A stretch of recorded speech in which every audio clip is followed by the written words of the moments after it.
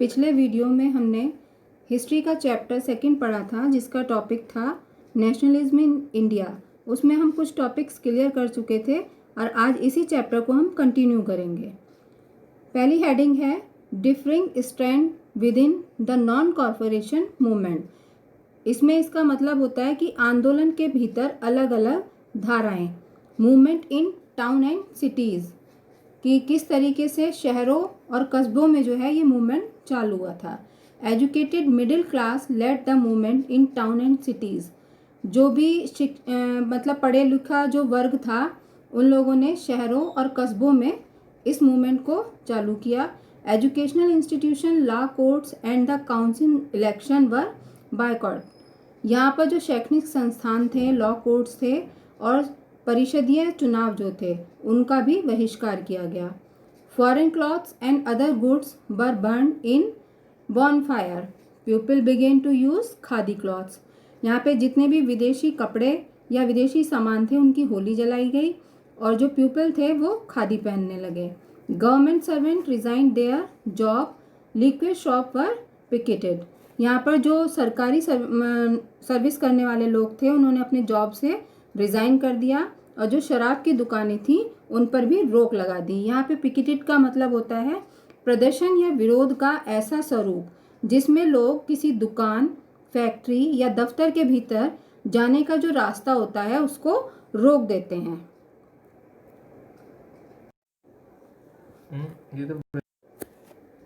Non corporation movement slowed down in town and cities.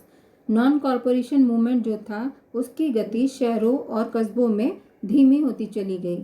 Khadi clothes were very costly. जो खादी के कपड़े थे वो बहुत महंगे थे। The poor were not able two by them. जिसकी वजह से जो गरीब लोग थे वो उनको खरीद नहीं पा रहे थे। Indians boycott British institution like law courts and educational institution.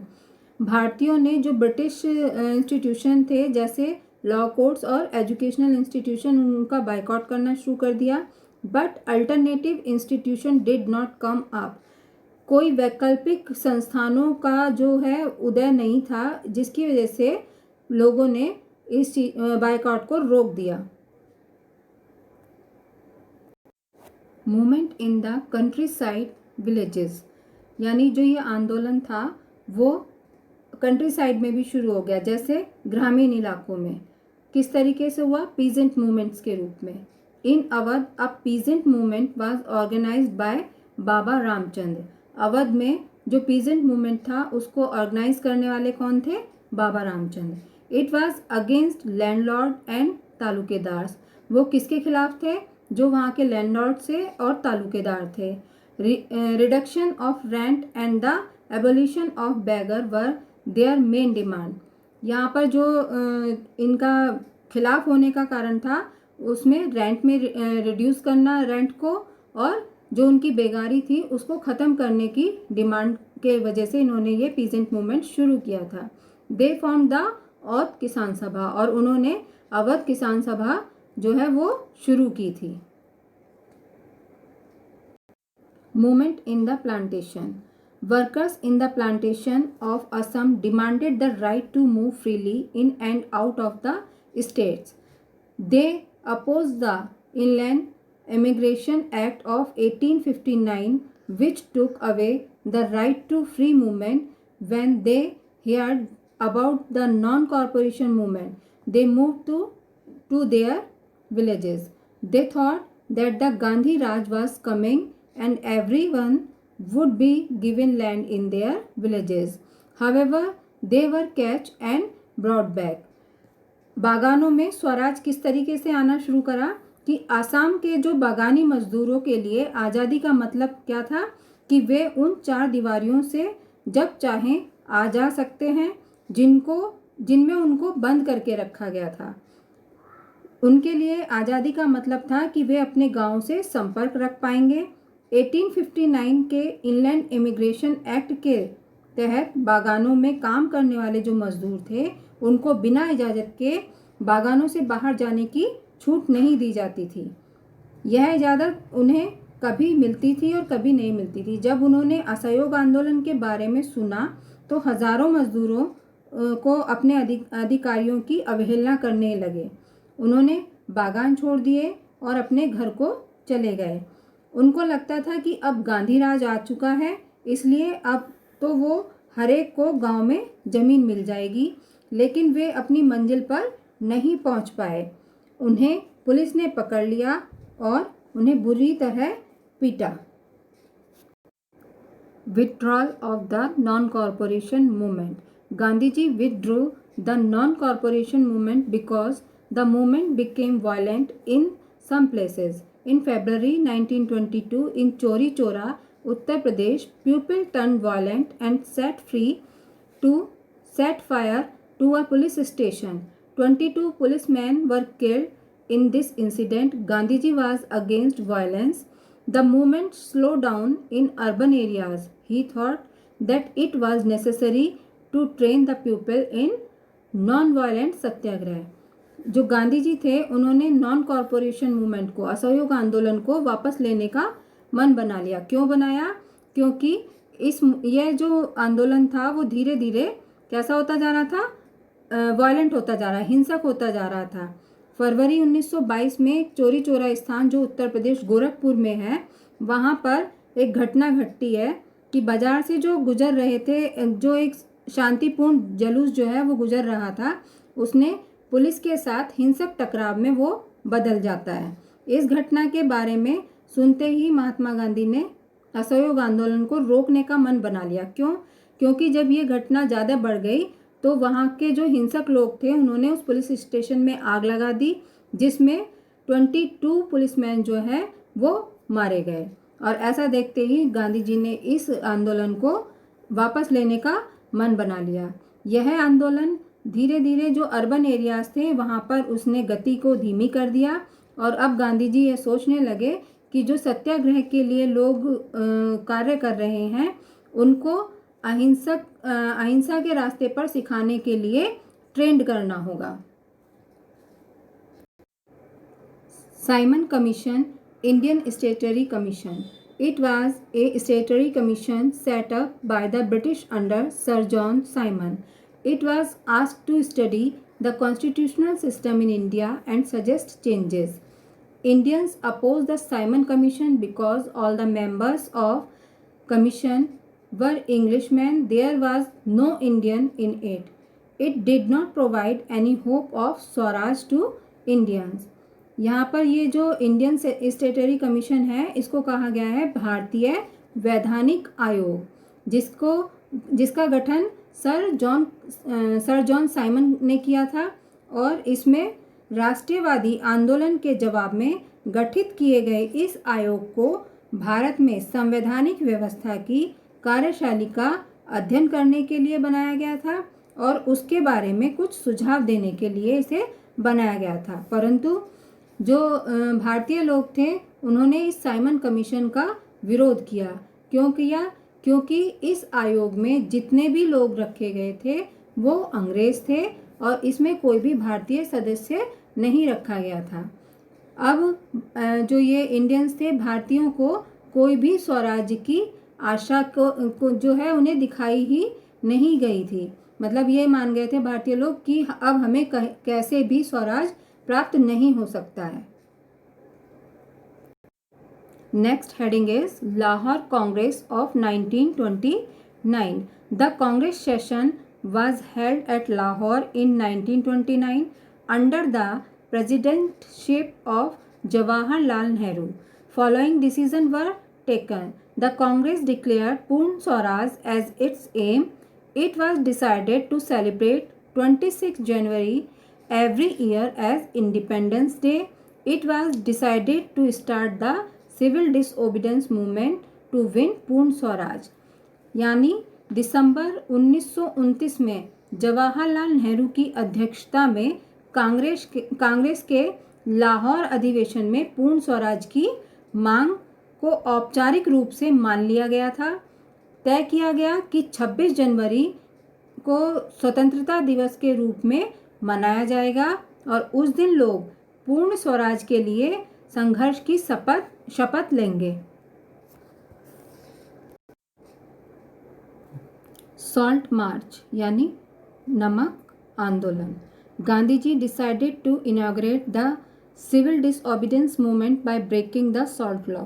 Gandhiji and 78 of his followers started a march on foot from Sabarmati Ashram to Dandi.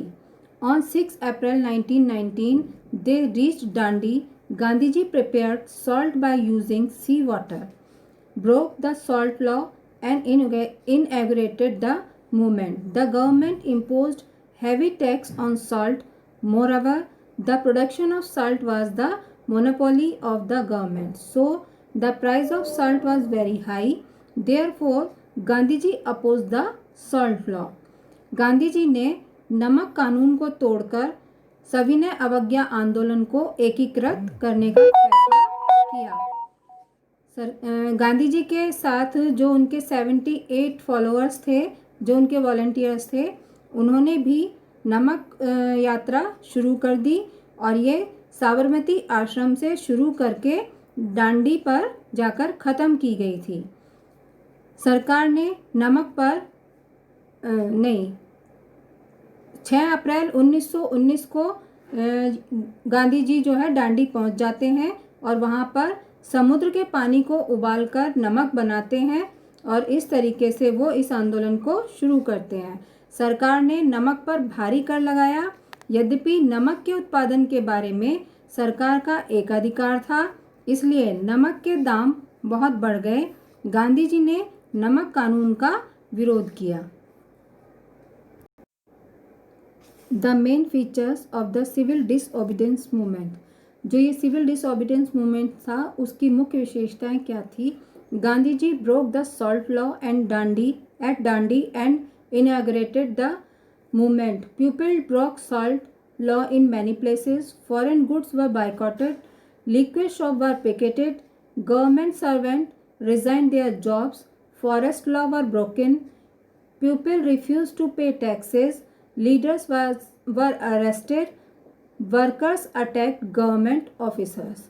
अब इसकी क्या क्या विशेषताएं थी कि गांधी जी ने जो डांडी पर नमक तोड़ो आंदोलन जो शुरू करा था, उसी से इस आंदोलन का उद्घाटन हुआ और लोगों सभी जगह पर लोगों ने इस सॉल्ट लॉ को तोड़ना शुरू कर दिया.